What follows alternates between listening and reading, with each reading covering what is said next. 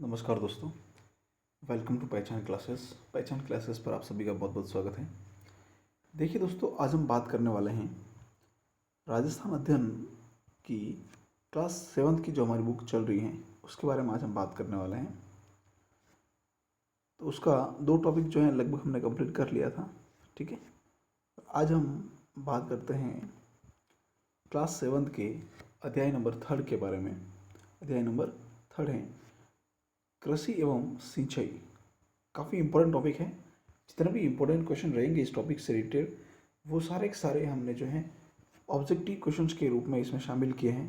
तो पूरे के पूरा वीडियो जो है आप लास्ट तक ज़रूर देखना, काफ़ी हेल्पफुल रहेगा आपके लिए ये वीडियो। क्योंकि और इससे पहले के जो 2 वीडियो हमने दिए हैं क्लास 7th के, ठीक है ना, उसमें भी हमने ऑब्जेक्टिव क्वेश्चन के माध्यम से डिस्कस किया है। जितने भी इंपॉर्टेंट क्वेश्चन थे कॉम्पिटिशन एग्जाम की दृष्टि से वो सारे के सारे हम इस वीडियो में डिस्कस करने वाले हैं। ठीक है ना, कृषि और सिंचाई से संबंधित इस टॉपिक में से जितने भी इंपॉर्टेंट क्वेश्चन बनेंगे वो सारे के सारे ऑब्जेक्टिव फॉर्मेट में हमने जो है इस वीडियो में शामिल किए हैं। लगभग 30 के आसपास क्वेश्चन है इस टॉपिक से, तो वीडियो थोड़ा सा लंबा भी हो सकता है। ठीक है ना, तो पूरा वीडियो लास्ट तक आप जरूर देखना। और अगर आप चैनल पर नए हैं तो चैनल को सब्सक्राइब करके वीडियो को लाइक, शेयर और कमेंट भी जरूर करना। बेल आइकन को प्रेस कर लेना ताकि आपको वीडियो की अपडेट मिलती रहे। ठीक है, और इसके अलावा भी राजस्थान करंट अफेयर्स की क्लासेस चल रही हैं तो वो भी आप जरूर देखते रहें। ठीक है ना, चलिए तो बढ़ते हैं आगे। हम शुरुआत करते हैं आज के इस फर्स्ट क्वेश्चन के बारे में। चलिए, तो इस टॉपिक से फर्स्ट क्वेश्चन दिया हुआ है, निम्नलिखित में से रबी की फसल है, रबी की फसल कौन सी हुई? निम्नलिखित में से रबी की फसल कौन सी है? ठीक है, तो first option, second option, third option, 4 option जो है दे रखे उसमें से रबी की फसल कौन सी है? ठीक है ना, तो कौन सी है रबी की फसल? तो देखिएगा, सरसों, चना, गेहूं और जौ, ये 4 जो है वो रबी की फसल के अंतर्गत आती हैं।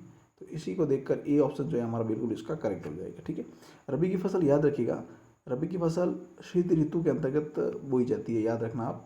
ठीक है ना, शीत ऋतु के अंतर्गत जो है रबी की फसल उगाई जाती है। ठीक है ना, काटी जाती है।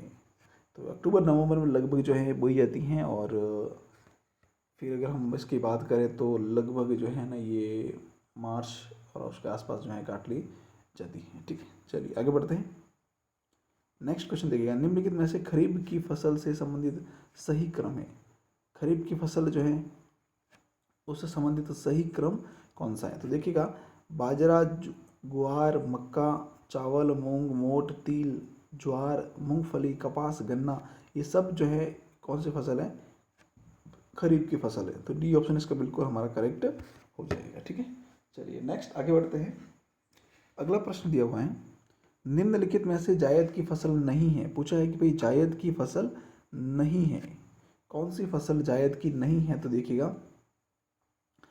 फल और तरबूज ये तो जायद की फसल के अंतर्गत आते हैं। तरबूज और सब्जी ये भी जायद की फसल में आते हैं। ककड़ी भी जायद की फसल में आती है। लेकिन गेहूं और चना जो है वो जायद की फसल में नहीं आता। ये कौन सी फसल में आता है भाई? रबी की फसल में आता है। कौन सी फसल में आता है? रबी की फसल में आता है। तो बी, डी ऑप्शन जो है हमारा बिल्कुल इसका करेक्ट हो जाएगा कि जायद की फसल नहीं है। कौन सी? गेहूं और चना जायद की फसल नहीं है। आगे बढ़ते हैं। क्वेश्चन नंबर 4 दिया हुआ है, निम्नलिखित में से सत्य कथन बताइए। कौन सा बताना भाई? सत्य कथन बताना है कि सत्य कथन कौन सा है निम्न में से। तो फर्स्ट क्वेश्चन क्या लिखा हुआ है देखिए ध्यान से जरा, रबी की फसल की बुआई अक्टूबर नवंबर में होती है और कटाई मार्च अप्रैल में होती है। अभी हमने बताया था आपको कि रबी की फसल जो है उसकी बुआई कब होती है? अक्टूबर नवंबर में होती है और कटाई मार्च अप्रैल में होती है। बिल्कुल सही बात है ये। नेक्स्ट दिया हुआ है, खरीफ फसल की बुआई किसकी भाई? खरीफ फसल की बुआई जो है वह जुलाई में होती है और कटाई अक्टूबर नवंबर में होती है। बिल्कुल सही बात है, ये भी बिल्कुल करेक्ट है। नेक्स्ट है कि जायद की फसल की बुआई अप्रैल में होती है और कटाई जून में होती है। ये भी बिल्कुल सही बात है। तो डी ऑप्शन उपयुक्त सभी जो है वो हमारा करेक्ट हो जाएगा। ठीक है, चलिए आगे बढ़ते हैं। नेक्स्ट क्वेश्चन दिया हुआ है, निम्नलिखित में से तिलहन फसल नहीं है। कौन सी फसल नहीं है भाई? तिलहन की फसल नहीं है, ये पूछा गया है। तिलहन का मतलब क्या होता है? तिलहन का मतलब होता है कि वह फसल जिससे तेल निकाला जाता है। क्या निकाला जाता है भाई? तेल निकाला जाता है, उसको कहते हैं तिलहन की फसल। ठीक है, तो देखिए तिलहन की फसल कौन सी नहीं है? तो मूंगफली, सरसों, चना और तिल। तो बताइएगा कि तिलहन की फसल कौन सी नहीं है? तो मूंगफली जो है तिलहन की फसल है, सरसों भी है और तिल भी है। तो पीछे कौन सी रही भाई? चना। चना जो है वो तिलहन फसल नहीं है, वह एक कौन सी? दलहन फसल है। कौन सी है? दलहन फसल है ये। क्योंकि दलहन फसल मतलब जिससे दाल बनाई जाती है उसको कहते हैं दलहन फसल। तो चने से तो दाल बनती है भाई, तो दलहन फसल हो गई। ठीक है, आगे देखिएगा, नेक्स्ट क्वेश्चन दे रखा है, निम्नलिखित में से दलहन फसल नहीं है। कौन सी दलहन फसल नहीं है? तो कौन सी फसल दलहन फसल के अंतर्गत नहीं आती है? देखो ध्यान से, मूंगफली, मोट, मूंग, मोट और चना। तो सिंपल सा देख सकते हैं, मूंग, मोट और चना जो है वो दलहन फसल है, इससे दाल बनाई जाती है।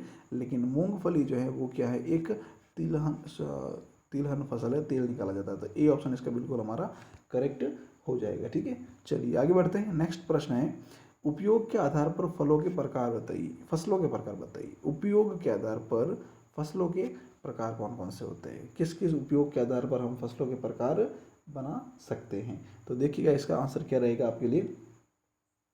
फर्स्ट क्वेश्चन है, खाद्यान्न फसलें, व्यापारिक फसलें, उपयुक्त दोनों और उक्त में से कोई नहीं। ठीक है, तो देखिए दिया हुआ है कि उपयोग के आधार पर फसल जो है ना वो खाद्यान्न भी होती है और व्यापारिक भी होती है। तो दोनों ऑप्शन हमारा सही है। तो सी ऑप्शन क्या हो गया, उपयुक्त दोनों। तो उपयुक्त दोनों इसके लिए करेक्ट आंसर हो जाएगा। ठीक है, चलिए नेक्स्ट देखिए, क्वेश्चन नंबर 8 दिया हुआ है, निम्नलिखित में से सत्य कथन बताइए। सत्य कथन बताना है। ठीक है, क्या कह रहा है सत्य कथन? फर्स्ट ऑप्शन दे रखा है, प्रमुख गेहूं उत्पादक जिले। गेहूं उत्पादक जिले कौन से हैं? तो श्री गंगानगर, हनुमानगढ़, कोटा, बारा, भरतपुर, ये सारे गेहूं उत्पादक जिले, बिल्कुल सही बात है ये। नेक्स्ट है, प्रमुख जौ उत्पादक जिले, जयपुर, श्रीगंगानगर, सीकर, अलवर, भीलवाड़ा, अजमेर, झुंझुनू, नागौर, बिल्कुल सही बात है ये भी। नेक्स्ट है, प्रमुख ज्वार उत्पादन जिले, अजमेर, पाली, भीलवाड़ा, भरतपुर, जयपुर, बिल्कुल सही है ये भी। ठीक है ना, तो नेक्स्ट डी ऑप्शन जो है बिल्कुल उपयुक्त, तो सभी हमारा आंसर हो जाएगा। तो डी ऑप्शन इसका बिल्कुल ही करेक्ट है। ठीक है, चलिए आगे बढ़ते हैं। नेक्स्ट प्रश्न देखिए, नेक्स्ट दिया हुआ है, मक्का विशेषकर राजस्थान के किस क्षेत्र का प्रमुख भोजन है? ये काफ़ी इंपॉर्टेंट क्वेश्चन, याद रखना। ये क्वेश्चन बहुत बार एग्जाम में पूछा भी गया है कि मक्का जो है वो विशेषकर किस राजस्थान के किस क्षेत्र का प्रमुख भोजन बना हुआ है भाई? तो मक्का जो है वह है मेवाड़ का प्रमुख भोजन। किसका है? मेवाड़ का प्रमुख भोजन है। तो बी ऑप्शन इसका बिल्कुल ही करेक्ट है। ठीक है, चलिए आगे बढ़ते हैं। नेक्स्ट दिया हुआ, निम्नलिखित में से राजस्थान का प्रमुख खाद्यान्न कौन सा है? राजस्थान का प्रमुख खाद्यान्न कौन सा है? तो राजस्थान का प्रमुख खाद्यान्न है भाई बाजरा। तो बी ऑप्शन इसका बिल्कुल ही करेक्ट हो जाएगा। कौन सा है भाई? बाजरा। चलिए आगे बढ़ते हैं। राजस्थान का सर्वाधिक सरसों उत्पादक राज्य कौन सा है? भारत का सर्वाधिक सरसों उत्पादक राज्य कौन सा है? तो सरसों उत्पादक राज्य के रूप में जाना जाता है किसको? राजस्थान को। राजस्थान को इसके लिए सरसों प्रदेश भी कहते हैं। क्या कहते हैं? सरसों प्रदेश भी कहते हैं। ठीक है ना, तो ये भी याद रखना, राजस्थान को सरसों प्रदेश कहते हैं। तो बी ऑप्शन हमारा इसका बिल्कुल ही करेक्ट हो जाएगा। चलिए आगे बढ़ते हैं। नेक्स्ट है, बाजरे के उत्पादन की दृष्टि से राजस्थान का भारत में कौन सा स्थान है? किससे? बाजरे के उत्पादन की दृष्टि से राजस्थान का भारत में कौन सा स्थान है? तो प्रथम स्थान है। कौन सा स्थान है? प्रथम स्थान। ए ऑप्शन इसका बिल्कुल ही करेक्ट है। आगे बात करते हैं, पॉपकॉर्न और कॉर्नफ्लेक्स इत्यादि खाद्य पदार्थ किस से बनाए जाते हैं? तो ये बनाए जाते हैं भाई मक्का से। किससे बनाए जाते हैं?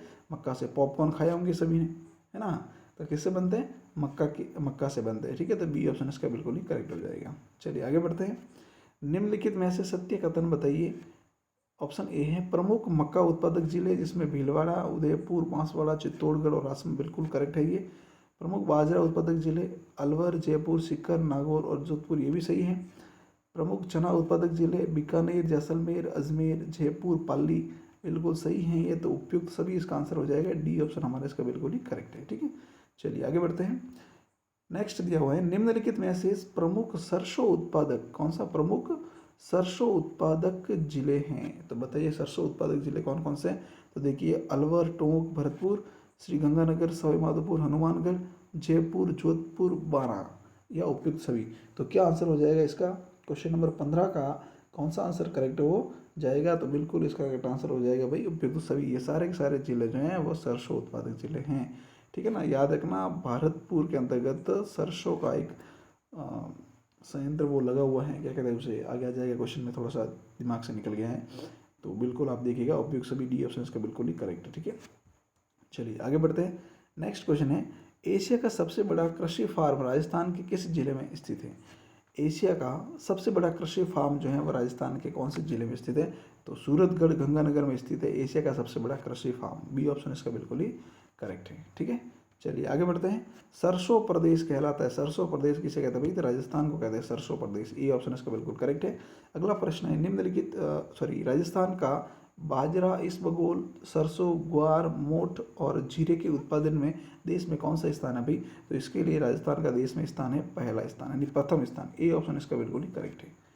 आगे बढ़ते हैं, निम्नलिखित में से सत्य कथन बताइए, सत्य कथन बताना है। ठीक है, तो क्या है देखिए, फर्स्ट ऑप्शन दे रखा है, कम वर्षा वाले क्षेत्रों में की जाने वाली कृषि शुष्क कृषि कहलाती है। बिल्कुल भैया याद है ना, शुष्क कृषि कहाँ की जाती है? जहाँ पर कम वर्षा होती है। ठीक है, बिल्कुल करेक्ट बात है ये। नेक्स्ट है, अधिक वर्षा वाले क्षेत्रों में आर्द्र कृषि की जाती है। बिल्कुल, जहाँ पर आर्द्र ज़्यादा वर्षा होती है वहाँ पर आर्द्र कृषि की जाती है। ठीक है, तो ये भी बिल्कुल करेक्ट है। नेक्स्ट है, सिंचाई की सहायता से फसलों का उत्पादन करना सिंचित कृषि कहलाता है। बिल्कुल, जिस कृषि में सिंचाई करके फसलें पकाई जाती हैं उसको सिंचित कृषि कहते हैं। बिल्कुल सही है, तो उपयुक्त सभी यानी कि डी ऑप्शन इसका बिल्कुल ही करेक्ट हो जाएगा। ठीक है, चलिए आगे बढ़ते हैं। निम्नलिखित में से राजस्थान में कौन से सिंचाई के प्रमुख साधन हैं? भाई बताइए, तो राजस्थान के अंतर्गत सिंचाई के प्रमुख साधन कौन कौन से हैं?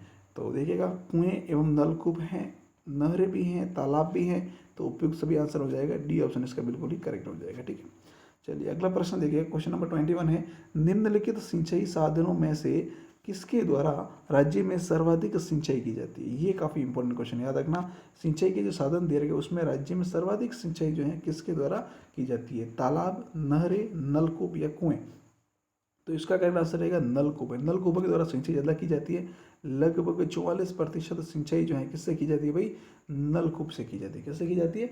नलकूप के माध्यम से की जाती है। ठीक है, चलिए नेक्स्ट देखिएगा, एक और थोड़ी सी बात मैं आपको बता दूं कि सिंचाई की बात आई है तो नलकूप से लगभग 44% सिंचाई की जाती है, और जो कि राजस्थान में सर्वाधिक है। ठीक है, फिर नहर की बात करें तो नहर से जो है लगभग 30% सिंचाई की जाती है। कितनी? 30% जो है सिंचाई की जाती है किससे? नहर से। ठीक है, फिर है कि तालाब, तो तालाब से सिंचाई कितनी की जाती है भाई? तो तालाब से सिंचाई की जाती है लगभग, नॉर्मल आप देखें तो 1 या 2% के आसपास। ठीक है, फिर बात आती है कुएं से, तो कुएं से सिंचाई कितनी की जाती है? तो कुएं से की जाती है लगभग 23%। कितनी? 23% सिंचाई की जाती है। तो याद रखना, ये काफ़ी इंपॉर्टेंट पॉइंट। चलिए नेक्स्ट बढ़ते हैं आगे अपन। अगला प्रश्न दिया हुआ है, सरसों अनुसंधान केंद्र स्थित है, ये भूल गया था है ना। सरसों अनुसंधान केंद्र कहाँ स्थित है? ये स्थित है भाई सेवर भरतपुर के अंदर। कहाँ स्थित है? सेवर भरतपुर, यानी कि बी ऑप्शन इसका बिल्कुल करेक्ट हो जाएगा। अगला प्रश्न है, निम्नलिखित में से कौन से जिलों में इंदिरा गांधी नहर द्वारा नहरी सिंचाई की जाती है? तो कौन से जिलों के अंतर्गत इंदिरा गांधी नहर द्वारा नहरी सिंचाई की जाती है? तो क्या आंसर रहेगा क्वेश्चन नंबर 23 का? इसका आंसर देखिएगा, श्री गंगानगर, हनुमानगढ़ बिल्कुल सही है, बीकानेर भी है और जैसलमेर भी है। यानी गंगानगर, हनुमानगढ़, बीकानेर और जैसलमेर, इन 4 जिलों में इंदिरा गांधी नहर द्वारा नहरी सिंचाई की जाती है। तो डी ऑप्शन इसका करेक्ट हो जाएगा। ठीक है, चलिए आगे बढ़ते हैं। नेक्स्ट दिया हुआ है, राजस्थान में नलकूप द्वारा कितने प्रतिशत सिंचाई की जाती है? अभी आया था, देख लिया हमने, कितना? 44%। किसके द्वारा? नल के द्वारा। ठीक है, चलिए और आगे बढ़ते हैं। नेक्स्ट दिया हुआ है, जल पुरुष के नाम से प्रसिद्ध है जिन्हें रमन मैग्सेसे पुरस्कार से सम्मानित किया गया। भाई जल पुरुष के नाम से कौन प्रसिद्ध? जल पुरुष यानी वाटरमैन, क्या कहते हैं उसको? वाटरमैन। ठीक है, तो वाटरमैन के नाम से या जल पुरुष के नाम से कौन प्रसिद्ध है जिन्हें रमन मैग्सेसे पुरस्कार प्रदान किया गया है? तो वह है भाई राजेंद्र सिंह जी। क्या है? राजेंद्र सिंह जी। ये ऑप्शन इसका बिल्कुल करेक्ट हो जाएगा। अगला प्रश्न देखिएगा, जल संरक्षण हेतु सिंचाई की उत्तम विधि है? किसके लिए? जल संरक्षण करने के लिए सिंचाई की उत्तम विधि कौन सी है? तो वह है भी बूंद बूंद सिंचाई एवं फुहारे द्वारा। सी ऑप्शन इसका बिल्कुल करेक्ट हो जाएगा। आगे बढ़ते हैं, राजस्थान में बाजरे का उत्पादन मुख्यतः होता है। राजस्थान के अंदर बाजरे का उत्पादन मुख्यतः कौन से भाग में होता है? यानी कि उत्तरी राजस्थान, पश्चिमी राजस्थान, पूर्वी राजस्थान या दक्षिण राजस्थान? तो पश्चिमी राजस्थान के अंतर्गत मुख्य रूप से बाजरे का उत्पादन किया जाता है। बी ऑप्शन इसका बिल्कुल ही करेक्ट है। अगला प्रश्न और लास्ट क्वेश्चन दिया हुआ है इस वीडियो का, गन्ना, कपास, तंबाकू, तिलहन आदि किस प्रकार की फसलें है? अभी गन्ना, तंबाकू, तिलहन जो है वो किस प्रकार की फसलें हैं? तो यह जो है वो एक प्रकार से देखिए तो व्यापारिक फसलें। कौन सी फसलें भाई? व्यापारिक फसलें। तो ए ऑप्शन इसका हमारा बिल्कुल ही करेक्ट हो जाएगा। ठीक है, चलिए मित्रों, इसी के साथ हमारा आज का ये वीडियो कंप्लीट होता है, और पूरा वीडियो देखने के लिए आपका बहुत बहुत धन्यवाद। वीडियो को ज़्यादा से ज़्यादा शेयर कीजिए, कमेंट कीजिए, लाइक कीजिए, और आप चैनल पर नए हैं तो चैनल को सब्सक्राइब भी जरूर कर लीजिए। बेल आइकन को प्रेस कीजिएगा, क्योंकि ऐसे ही वीडियो जो है हम पर डे आपके लिए अवेलेबल करवा रहे हैं। राजस्थान करंट की क्लास भी चल रही है, तो वो भी आप जरूर देखिएगा। और बाकी जो आरबीएससी की जितनी बुकें हैं, आरबीएससी की क्लास 6 से लेकर 12 तक की जो बुक है राजस्थान अध्ययन की, वो सारी की सारी हम इस वीडियो के चैनल के माध्यम से कंप्लीट करवाएंगे आपको ऑब्जेक्टिव क्वेश्चन के रूप में। किसमें? ऑब्जेक्टिव क्वेश्चन जितने भी बनेंगे उन सबका उसके बारे में डिस्कस करेंगे। तो वीडियो आप सारे के सारे देखते रहिएगा। चैनल पे नए हैं तो चैनल को सब्सक्राइब करना बिल्कुल मत भूलिएगा। और पीडीएफ के लिए वीडियो के डिस्क्रिप्शन में टेलीग्राम चैनल का लिंक दिया हुआ है, तो वहाँ जाकर आप जो टेलीग्राम चैनल ज्वाइन कर लीजिएगा। वहाँ पर फिलहाल तो पीडीएफ ही अवेलेबल हो रही है, फिर थोड़े समय में जो है क्यूज भी शुरू हो जाएगी, तो आप जल्दी से ज्वाइन कर लीजिएगा। ठीक है, थैंक यू सो मच।